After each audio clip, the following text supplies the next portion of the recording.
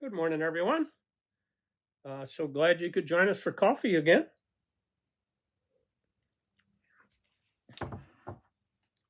Jay, I hope you had a nice week and a nice weekend. I continue to pray that we enjoy the life that God gave us. Uh, I also want you to continue praying for our retired Vincentians priests, especially those in need of healing, and continue to pray for uh, friends of the mission, people that are in need of God's special graces. And so continue to pray for Clarence and Sharon and Maria, Scott and Nina and Betsy, and Karen and Stan, Louise, Bob, Loretta, and Bill. And we continue to pray for them, and we ask you to continue praying for them. So, my reflections. Gee, I don't know. Did I tell you that my brother and I had a chance to meet Pope Leo the 14th? How many times did I tell you? Yeah, I keep wanting to talk about it. I mean, it was such a special trip. Uh, Dick and I had been to Rome several times, and in the presence of three popes before Pope Leo, but we never had a chance to meet him. So this was very special to us, and then being the first American pope. But our trip to Rome had some other highlights that I just wanted to share with you. We were invited by the Superior General of the Vincentian Fathers and Brothers. I mean, he literally is the successor to St. Vincent de Paul, a man who leads and is responsible for thousands of priests all over the world.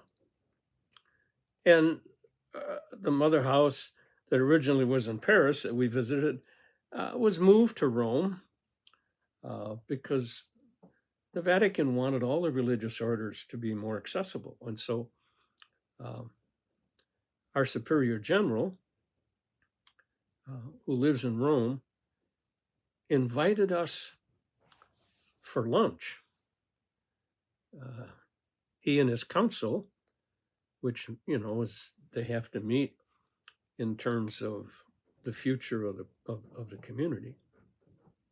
But this was the final day of their week-long meetings, and they invited us to be a part of their lunch.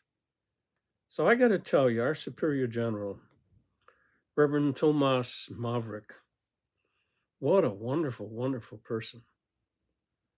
I mean, the man with his hospitality and his gentleness, this was just a delight.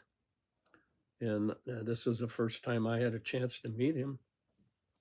And so I can't tell you what a joy it was to be in his presence as a Vincentian priest for almost 55 years, to be in the presence of someone who succeeds St. Vincent de Paul.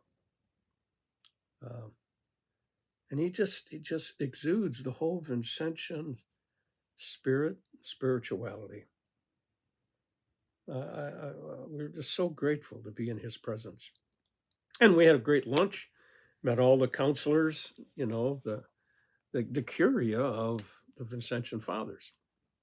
So it was a really delightful time for us. One of the priests that was also there is a young priest who helped in the securing of the tickets for Dick and I to meet the Holy Father. A fascinating young priest, Father Sergio Pavlish, originally from Ukraine, but he had studied in Rome, and he just became, friends and secretary to the Vincentian Cardinal Rodet. So he's well connected in the Vatican, and he has his present ministry has him have an office in the what they call the Palace of the Holy Office of the Catholic Church. As a matter of fact, that's where Pope Leo lived before he became Pope and before he moved into the papal apartments. So it's kind of a special place, and he has an apartment there and an office. And he not only is he well connected to everybody in the Vatican, but his ministry is a very unique ministry. He spends his time promoting members of the Vincentian Fathers and the Daughters of Charity in pursuing canonization for them. So his ministry is the promotion of their candidacy to become saints. And it's a long, tedious job, but so rewarding to be able to promote someone to be canonized. And he was telling us that he's hoping there's some martyrs from Spain who are Vincentians, who he hopes will soon be canonized. But it's just a lot of work. But I just was admiring his ministry and the fact that he helped secure the tickets that allowed us to be in the presence of the Holy Father.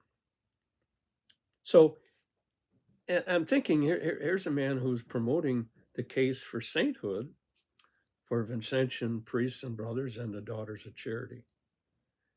And this past weekend, we celebrated the Feast of All Saints.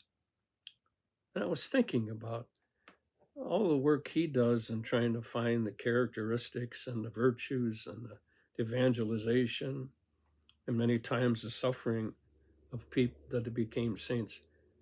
I think of the qualities, that are in the saints that are recognized. And a lot of times they may be saints who aren't canonized. That don't mean they don't exhibit the virtues and the whole idea of a model for evangelization in Christianity. And so my reflections were on the call to sainthood, the call for all of us to be models and to be witnesses to the good news and to evangelize that. And today, the feast of one of the marvelous saints, St. Martin de Porres, the man who understood sainthood in a real way. He was a Dominican brother, and he would collect alms and feed homeless and poor people every day. And it was like over 100 people every day. But he would go out and get the alms first to be able to have the money to be able to serve the poor. And he fed homeless and poor people 130 to 150 every day. So I think there's a lot of people who may be saints and aren't recognized. And so today I recall and remember a lot of people that I've met that surely have shown the qualities of being a saint. So those are my reflections. I hope, your life is full of a lot of people who are saints. And so we continue praying for all the miracles needed in our world. I ask you to join me as we say our mission prayer. Divine Savior, transform me into yourself. May my hands be your hands. May my tongue be your tongue. Grant that every faculty of my body may serve only to glorify you. Above all, transform my soul and all its powers, that my memory, my will, and my affections may be in the memory, the will, and the affections of you. I pray you to destroy in me all that is not of you. Grant that I may live but in you and by you and for you, that I may truly say with St. Paul, I live now, not I, but Christ lives in me. God bless. Thanks for tuning in. Thanks for your support. Check us out on Wednesdays and be safe. We'll pray for you.